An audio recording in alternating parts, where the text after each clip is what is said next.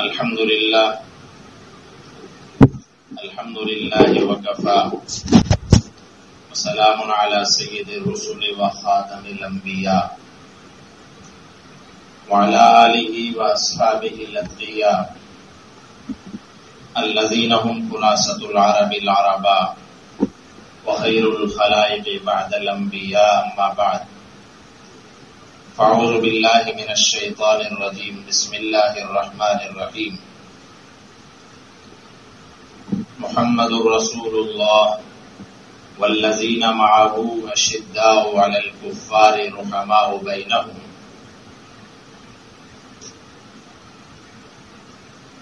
وقال الله تبارك وتعالى في مقام آخر والسابقون الأولون من المهاجرين والأنصار والذين اتبعوهم بإحسان رضي الله عنهم ورضوا عنه وقال النبي صلى الله تعالى عليه وسلم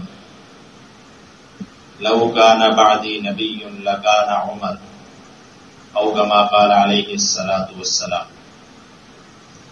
صدق الله العظيم وبلغنا رسوله النبي الأمي الكريم ونحن على ذلك من الشاهدين والشاكرين والحمد لله رب العالمين اللهم صل على سيدنا ومولانا محمد وعلى آل سيدنا ومولانا محمد وبارك وسلم وصل عليه الہی پھر سے تو صدیق سا ایمان پیدا کر عمر فاروق سا کوئی جری انسان پیدا کر رگے تحریف کٹ جائے دم عثمان پیدا کر علی مرتضی شیر خدا کی آن پیدا کر واجب الاحترام معزز سامعین، ہمارے آج کے خطبہ کا عنوان حضرت فاروق اعظم عمر بن خطاب رضی اللہ تعالیٰ عنہ کی شخصیت اور نظام حکومت کے متعلق اسی عنوان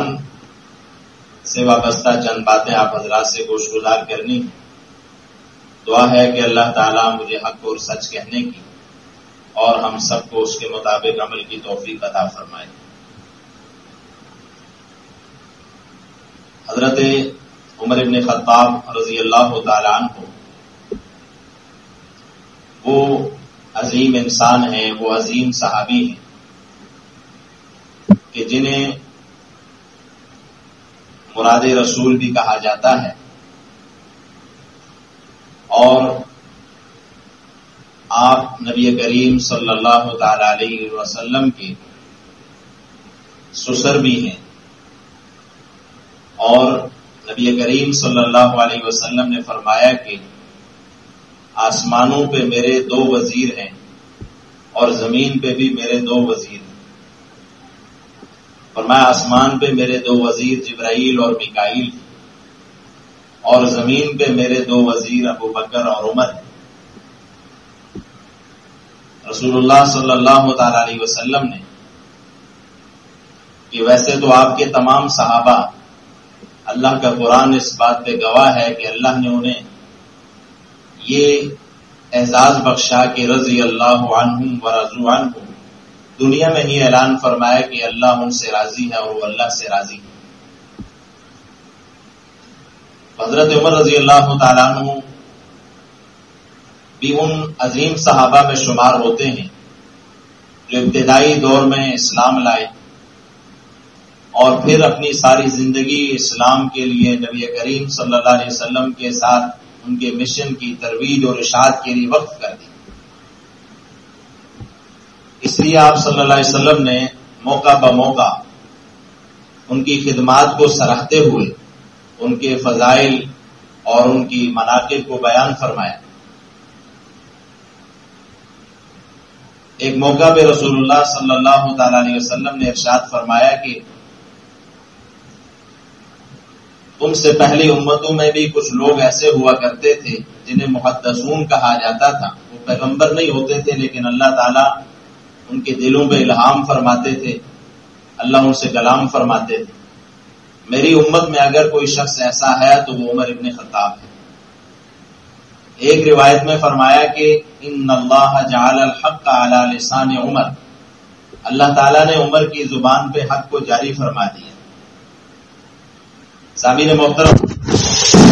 ایک حدیث میں آتا ہے، جیسے ہم نے کہا کہ حضرت عمر مراد رسول تھے، آپ صلی اللہ تعالی علیہ وسلم نے اسباب کی دنیا میں دیکھا کہ دو شخص ایسے تھے مکہ میں جو بہت جری تھے، بہادر تھے، نڈر تھے، اور ان کا رعب اور دبدبا پورے شہر میں ہوتا تھا۔ ان میں ایک ابو جہل تھے، عمر ابن ہشام ان کا نام تھا، اور ایک عمر ابن خطاب رضی اللہ تعالیٰ عنہ۔ تو آپ صلی اللہ علیہ وسلم نے اللہ تعالیٰ سے یہ دعا کی کہ اللہ ان میں سے جو تجھے پسند ہے تو اسے دین اسلام کے لیے قبول کرنا۔ اور پھر ایسا ہوا کہ اللہ تعالیٰ نے حضرت عمر ابن خطاب رضی اللہ تعالیٰ عنہ کو پسند فرمایا، اور آپ کا اسلام لانا اتنی خوشی کا باعث بنا صحابہ کرام میں کہ جس وقت آپ نے کلمہ پڑھا، مسلمان ہوئے، تو صحابہ نے اتنی بلند آواز سے نعرہ لگایا کہ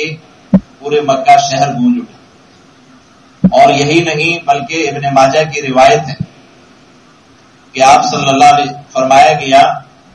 حضرت ابن عباس رضی اللہ تعالیٰ عنہ فرماتے ہیں کہ لما اسلم عمر، جب حضرت عمر اسلام لائے تو جبریل علیہ السلام نازل ہوئے اور انہوں نے آپ صلی اللہ علیہ وسلم سے فرمایا کہ استبشر اہل السماء باسلام عمر، آج آسمان میں فرشتے بھی عمر کے اسلام لانے پہ خوش ہیں۔ یہ وہ مقام و مرتبہ تھا جو اللہ تعالیٰ نے آپ کو دیا۔ حضرت عمر ابن خطاب رضی اللہ تعالیٰ عنہ مکہ کے ان لوگوں میں شمار ہوتے تھے جو ابتدائے اسلام میں، جو جب تک وہ اسلام نہیں لائے تھے بہت مخالف تھے اسلام کے اور مسلمانوں کے، لیکن وہی جب کلمہ پڑھ کے مسلمان ہوتے ہیں تو پھر ایسے حق کے علمبردار بنتے ہیں،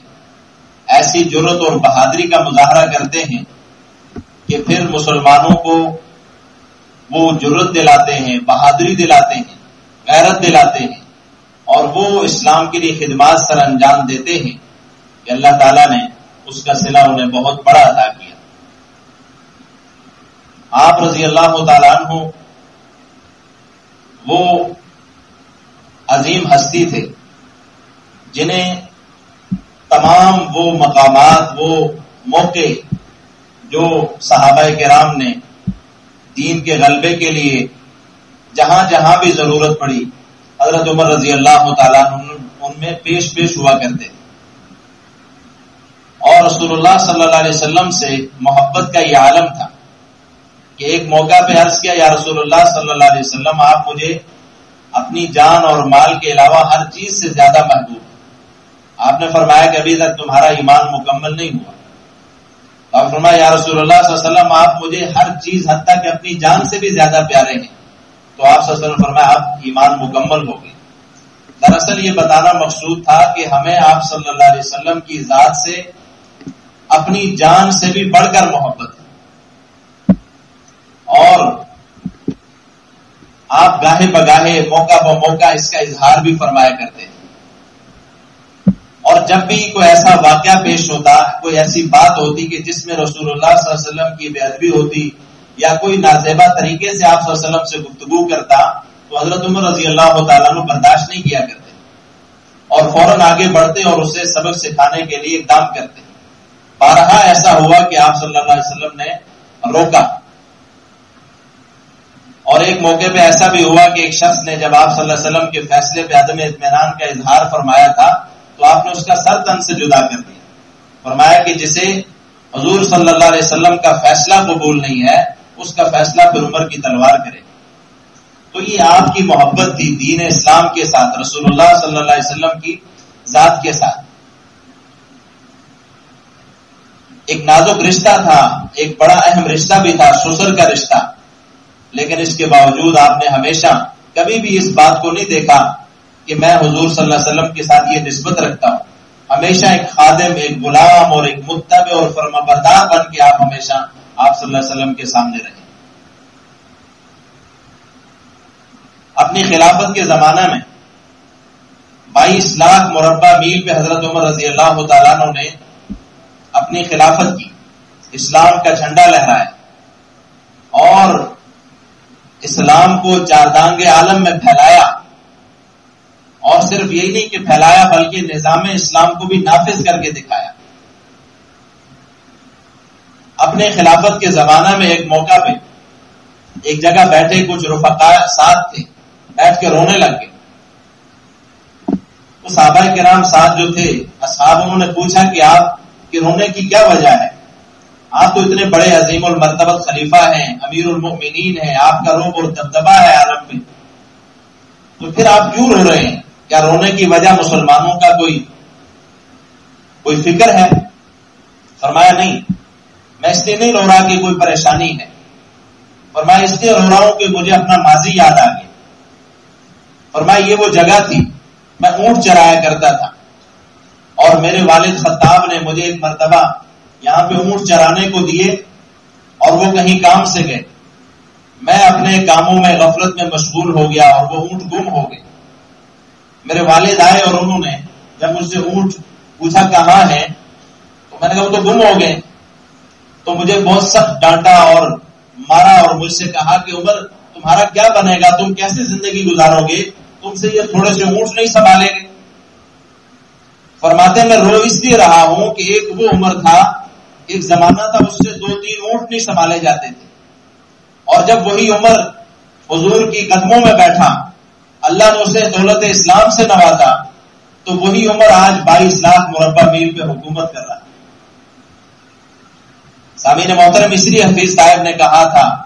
کہ درفشانی نے تیری قطروں کو دریا کر دیا، دل کو روشن کر دیا، آنکھوں کو بینا کر دیا، کس نے ذروں کو ملایا اور سہارا کر دیا، کس نے قطروں کو ملایا اور دریا کر دیا، خود نہ تھے جو راہ پر اوروں کے ہادی بن گئے، کیا نظر تھی جس نے مردوں کو مسیحا کر دیا۔ یہ پھر آپ صلی اللہ علیہ وسلم کی تربیت اور صحبت کا اثر تھا کہ آپ صلی اللہ علیہ وسلم نے ان لوگوں کو، دیکھیں بچے سکولوں میں جاتے ہیں، چھوٹی عمر کے ہوتے ہیں، آپ ان کے ذہن پہ جو چیز نقش کرتے ہیں وہ اسی طرح چل پڑتے ہیں، لیکن بڑوں کو، سمجھدار لوگوں کو جو اپنی عمر کے 35 40 سال گزار چکے ہوں، ان کی تربیت کرنا، ان کو صحیح راہ پہ ڈالنا، ان کے اندر قائدانہ صلاحیتیں پیدا کرنا، ان کے اندر عاجزی، انکساری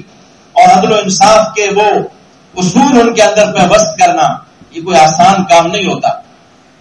اور نبی کریم صلی اللہ علیہ وسلم کی تربیت، آپ کا کمال یہ تھا کہ آپ نے 23 سال کی عمر میں بچوں کو تو پڑھایا، وہ تو بہت کم، لیکن جو بڑے لوگ تھے، جو بڑی عمر کے لوگ تھے،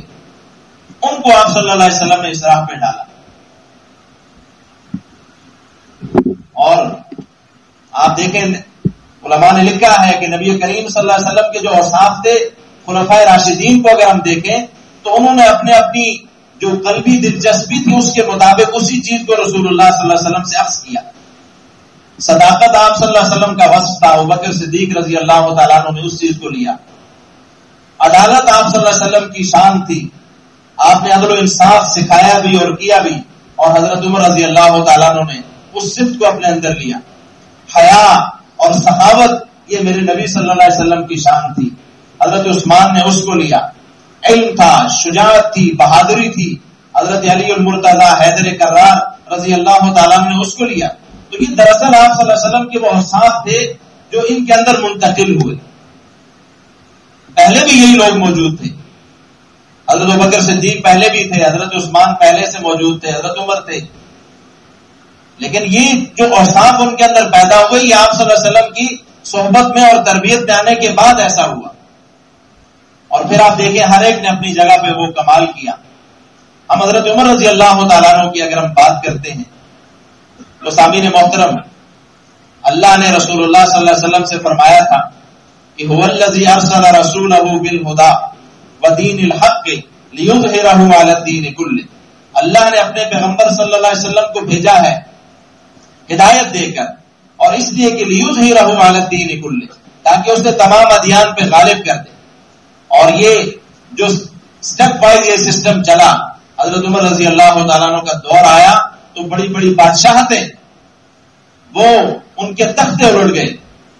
اور اسلام کا جھنڈا جو ہے آپ دیکھیں فارس اور ایران اور دوسری طرف روم اور یہ سب سلطنتیں اسلام کے زیر سایہ آ گئی. اور وہ جو اللہ رب العالمین کی جو بشارت تھی وہ یہاں آ کے مکمل ہوتی ہے اور اسلام کا غلبہ ہوتا ہے. ایک نظام حکومت جو آپ صلی اللہ علیہ وسلم نے قائم کیا تھا اسے رفتہ رفتہ تدریج کے ساتھ آگے بڑھاتے ہوئے جب حضرت عمر رضی اللہ تعالیٰ عنہ کا دور آتا ہے تو ایسا نظام حکومت مثالی وہ قائم ہوتا ہے کہ دنیا آج تک وہ مسلمان بھی اس جیسا دور واپس نہیں لا سکے.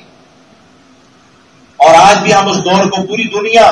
دیکھ کر اس سے اپنا آئیڈیل کہتی ہے اور ترستی ہے اس دور کے لیے کہ کاش دور عمر واپس آ جائے. اس دور کی کیا خصوصیات تھی, کیا اس نظام میں تھا جو دنیا آج تک پیدا نہیں کر سکی, کیا انفرادیت تھی اس نظام کی. چند باتیں ہم اس میں سے ذکر کرتے ہیں. حضرت عمر رضی اللہ تعالیٰ عنہ ابو بکر صدیق رضی اللہ عنہ کے بعد خلیفہ منتخب ہوتے ہیں.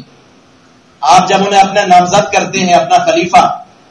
تو چونکہ آپ مزاج کے سخت تھے, اصولوں پہ کبھی کمپرومائز نہیں کرتے تھے, تو کچھ صحابہ نے کہا کہ آپ نے انہیں خلیفہ نامزد کیے تو بڑے سخت ہیں, ہم ان کے ساتھ کیسے چلیں گے؟ فرمایا ان کی سختی میری نرمی کی وجہ سے. اور یہی عمر رضی اللہ تعالیٰ نے جب خلیفہ منتخب ہوتے ہیں تو آپ کے اندر اتنی عاجزی اور انکساری آتی ہے اپنی ذاتی معاملات میں, اور آپ ایک نظام وضع کرتے ہیں, شورائی نظام. چند صحابہ کو اپنا مشیر بناتے ہیں, مجلس شورا قائم کرتے ہیں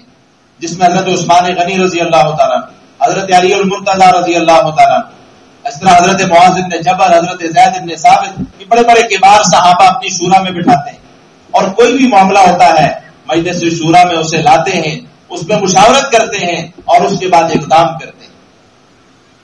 اور یہ اللہ تعالیٰ نے اہل ایمان کی صفت بیان فرمائی ہے کہ وَأَمْرُهُمْ شُورَىٰ بَيْنَهُمْ, اہل ایمان اپنا کوئی بھی معاملہ ہوگا آپس میں مشورے سے طے کریں گے اور مشورے میں خیر ہوتی ہے. تو حضرت عمر رضی اللہ تعالیٰ عنہ نے ایک شورائی نظام وضع کیا اپنی خلافت میں, اور اس کے ساتھ آپ نے, ہم پڑھتے ہیں کتابوں میں, تفصیلات کا وقت نہیں ہے, کہ آپ نے اپنے دور خلافت میں وہ اصلاحات کی, ایسے ایسے ادارے قائم کیے, محکمہ پولیس قائم کیا جس کا کام تھا وہ معاشرے میں, ان کا کام یہ تھا کہ وہ